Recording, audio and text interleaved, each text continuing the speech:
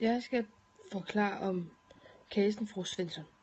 Og de vigtige ting, casen har skrevet, det er hendes alder. Hun er 69. Hun plejer at klare sig selv, hun får hjælp til støttestrømper. Hendes tallerkener og kopper er beskidte. Hun er usøjnet, hun har pletter på kjolen, og hun lugter af urin. Hun har fedtet hår og plejer at virke glad og tilfreds, men nu virker hun vred og hun råber.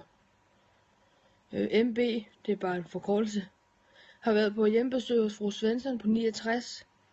Har observeret en ændring i hendes adfærd, hun plejer at klare sig selv på nær hjælp til støttestrømper. MB har observeret, at der stod tallerkener og kopper på bordet, som var beskidte. Hun havde pletter på kjolen, fedtet hår og lugtede af urin. Det plejede ikke at forekomme hos fru Svensson.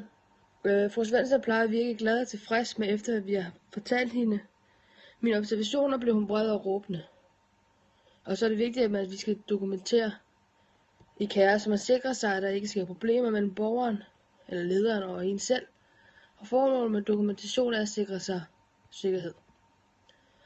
Og i kære har vi skrevet, problem det er ændring i adfærd. Vores mål er at få hende tilbage til hendes normale hverdag. Vores handling er, at MB har fortalt fru Svensson, at der er opstået et problem i form af beskidt tøj, beskidt lejlighed, der lugter. Vores evaluering har gået på, at vi har valgt at sige, at det hele er blevet normalt igen, efter at vi har været på besøg hos hende, og vi har fået snakket med hende. Ja, og det var det hele, tror jeg.